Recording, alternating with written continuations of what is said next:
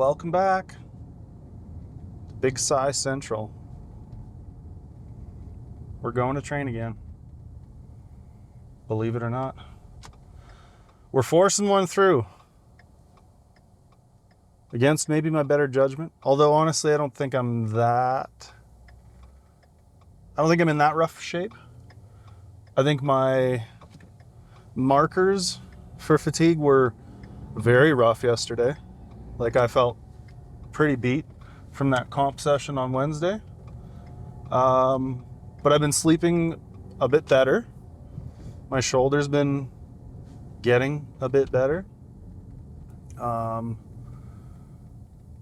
shoulder's at the point where, yes, it gets a bit pissed off, like it gets a little aggravated, but on the whole, between those exposures, I think like the height of how much it gets angry at my, repeated at 10 benching, which again is part of the program, it gets less aggravated by those exposures, and between those exposures is significantly better. So the shoulder, like, it did bug me that night after that bench, but it was fine by yesterday. And it's not really bugging me much throughout the day anymore.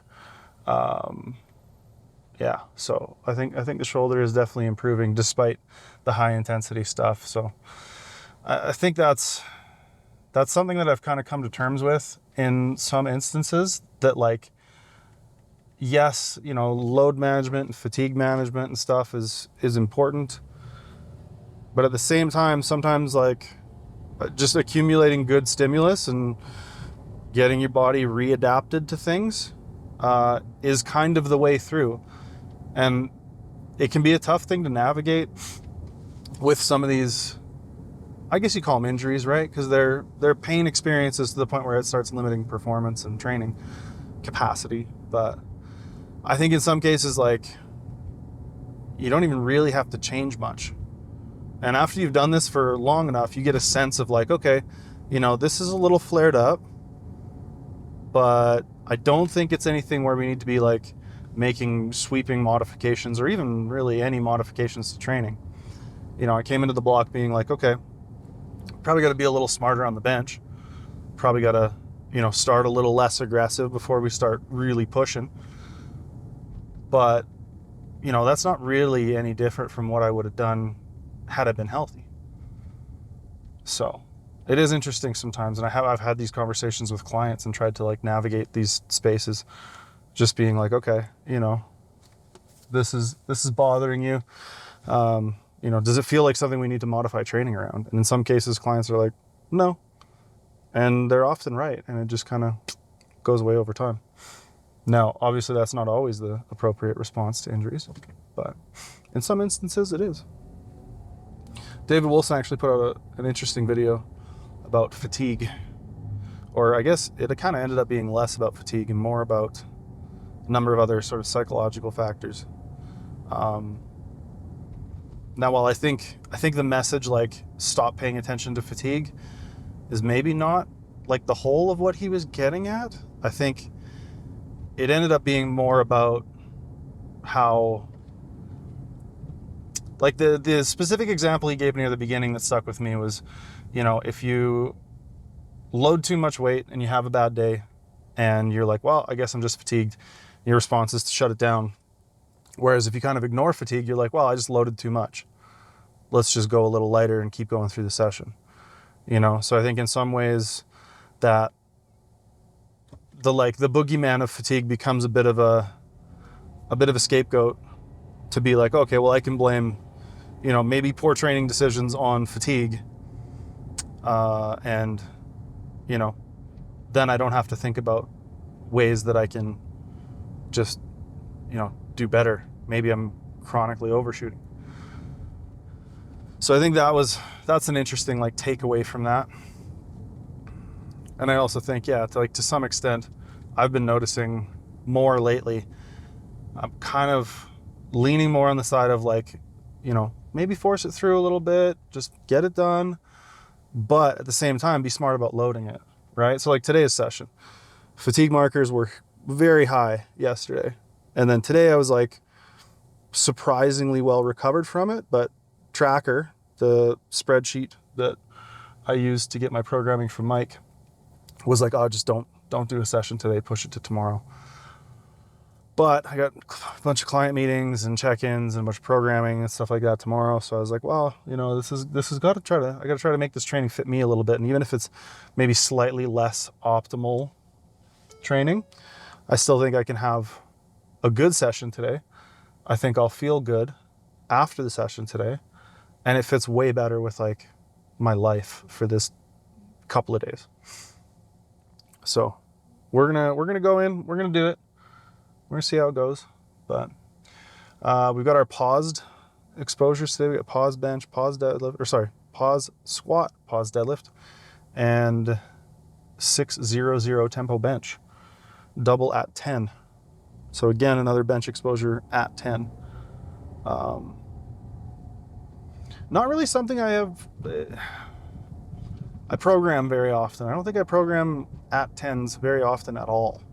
I think I often stay actually quite far away from at 10s.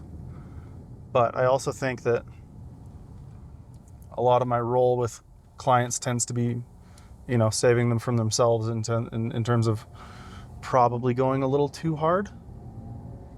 So I think in some instances, you know, it's a very necessary tool to understand where an at 10 is on a lift. Because I think most trainees, especially earlier in their careers, if you ask them to do like an at 10, if you ask them to do like an at 7 or at 8 rather, you'd have them, you know, execute that set. Maybe it's triple at 8. But if you had them do an AMRAP with that weight and you were yelling at them like, you got one more, keep going, keep going, keep going, they might get like a set of 6 or 7 reps. So I think building that frame of reference is an important tool.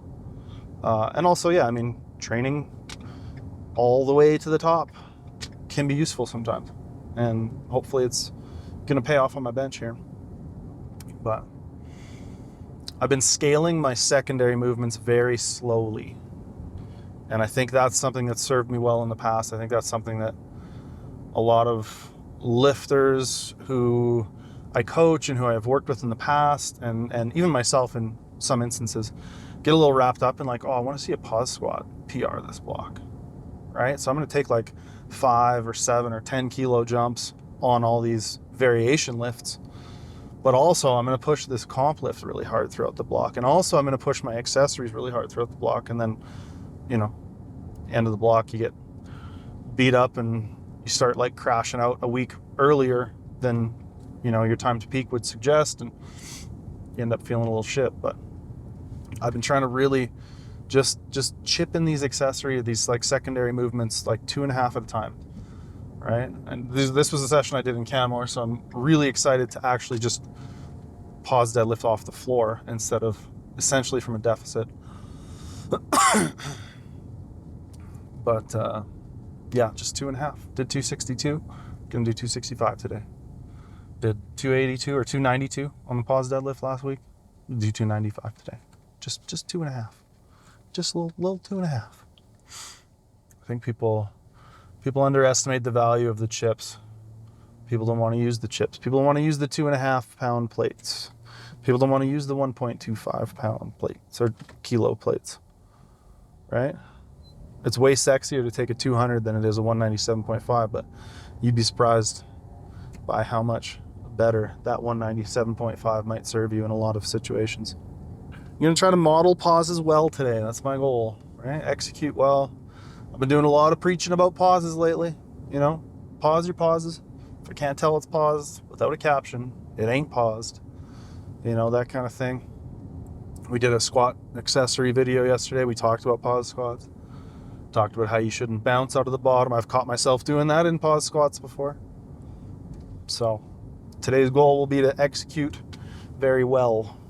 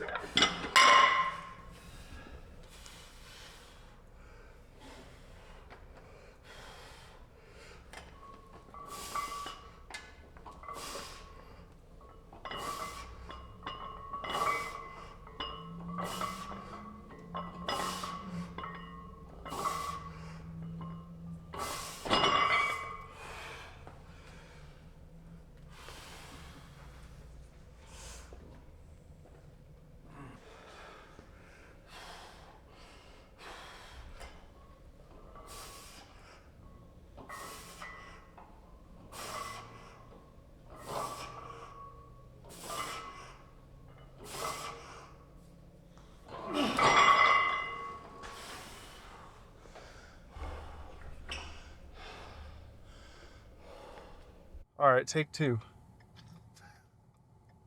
Forgot to turn the microphone on. That usually helps. Session was good. I was pretty happy with the strength, with the execution. I think I did a good job of having a bit of doing a bit of an exhibition of good pausing. I think I was pretty happy with all of the pauses and how I performed all of those sets. And the tempo bench, I think, was even a little bit undershot, which is good, because I think I tried that weight for a double a block or two ago when Mike first started implementing these long count eccentric benches, and it damn near killed me. It was like a 10.5. So even if I've come down, a half RPE, that's good market progress. I think I could have taken 167, maybe even 170 today, and still gotten through the reps, which is really the only point when you're doing an at 10 is can you survive the rep? You know what I mean? And I was thinking after my session about how sometimes, and myself included, this doesn't come from a holier than thou kind of place. This comes from a place of, yeah, I still struggle with this shit too. But training is supposed to be hard. Training needs to be hard. And it doesn't necessarily need to be hard in that, you put too much weight on, right? Or that your sets and reps are hard. Sometimes it's hard because you're really dragging ass that day, or you're really stressed at work and you don't have much left to give. Sometimes it's hard because you have to move it around and fit it in your busy schedule, because everyone's got a life, you know what I mean? Everyone's got shit going on. Sometimes it's hard because you need to not put so much damn weight on the bar, because you're dying because your bench progress isn't what you think it should be, and you're about to overshoot again for the 4th time in a 5-week block. And the hard thing is to dial it back and not blow your shit out and then wonder why you're not getting stronger, right? I think training being hard can mean a lot of things. Sometimes it means going in and doing the session even if you feel tired and sore and fatigued. I think fatigue isn't this monster that everyone thinks it is. And yeah, I guess watching that David Wilson video got my brain doing some thinking a little bit differently about some things. But I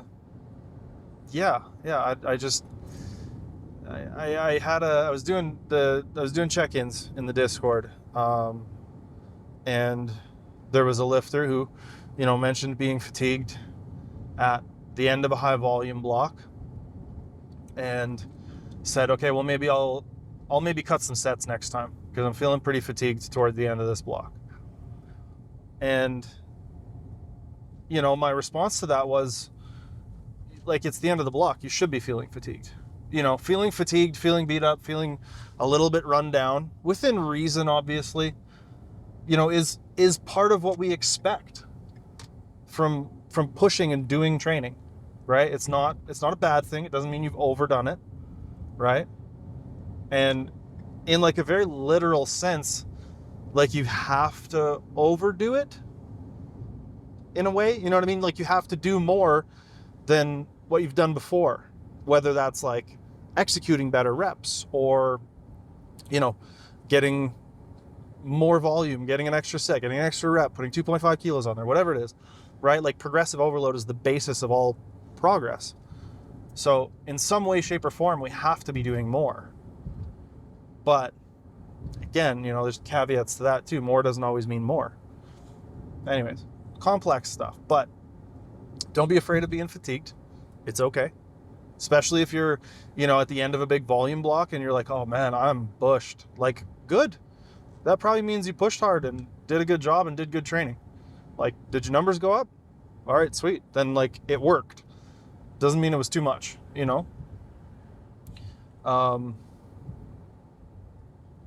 Yeah. Yeah. And I think, you know, the main thing I'm getting at here is I still have days where, you know, I wanna let tracker right off the session, even though I know deep down I shouldn't. You know, I want to let the system tell me you don't need to train and be like, okay, that's okay. Like I'm fatigued. I won't train. But I know deep down, like, I'm fine. I can absolutely train today. But, you know, I'm feeling a little stressed. We've been working pretty damn hard, putting out a lot of content and filming a lot of stuff, and, you know, taking on some new clients, and the app Discord is, all that stuff's growing, and it's just like there's a lot on the plate, you know? But, you know, I know that I'm going to be way happier tomorrow if I do the training today and then it zeroes out tomorrow's session. It's like, oh shit, great. Okay, now I can fit all my client meetings in, I can do my check-ins, I can get programming started, I can get ahead on some stuff. And, you know, I've had this good workout today, which it ended up being a really good workout, really good training session. So, yeah, sometimes it's supposed to be hard, and that doesn't just mean the weight on the bar. I was also thinking today that Norma Jean is very good. If you've never listened to Norma Jean while lifting, you should do it. They have a pretty large catalog of great albums to lift to. And I very much enjoyed listening to them today. So, random music recommendation of the day. I think my favorite is the Wrongdoers album, and then actually some of their more recent stuff. I think there was an album called like All Hail or something like that. Came out within the last couple of years. It was also very, very good. But yeah, I think another thing to go along with like training supposed to be hard is trying not to take that shit from outside the gym into the gym, right? Like if you're feeling tired, if you're feeling run down, if work stress is, you know, kicking your ass, like sure, when you're setting up your training, when you're planning it out for the day and looking at it before you go into the gym, maybe you do make some adjustments. Maybe you change your targets and you aim a little bit lower for some of your top sets. But when you get into the gym, you have to do your best to just leave that stuff outside. Leave that shit outside of the gym, right? Like put on some good tunes, try to change how you're thinking and how you're feeling a little bit. Try to invest yourself in the training. Try to give yourself to the training so that you can be present, so you can make good training decisions, so that you can, you know, invest and give your intent into the session. Because I think it's really easy to let that stuff in with you, and it can be really hard to shake that stuff off and then, you know, still go in and have a good session. But I think if you can do that psychologically, then you may end up really surprised at how well you can train despite all those things, all those externals, you know, not going your way in that day or that week or whatever.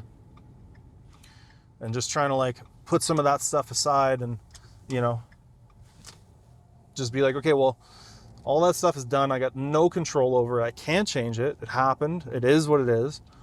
So we're here now. Let's, you know, make the best of this session. And it's not always going to be possible. You're not always going to be able to just shake it off, you know? But I think if you can give it a shot, I think you can learn how to do that better and better as a skill. And it just comes down to the same kind of stuff I'm talking about with, like, you know, just spend your time between sets, visualizing your next set. It's just another tool to be focused and invested in your training. Because if you don't care about it, nobody else is gonna. You know what I mean? Like, straight up. It's hard, even for coaches sometimes, I think, to like continue to really invest themselves in a lifter who doesn't seem to be invested, right? And I'm very lucky. I don't have any lifters like that. But yeah, I don't know. Like I said, you got to care about your training, because if you don't, nobody will. Anyways, that's my message for the day. Wrapping it up. Bye-bye.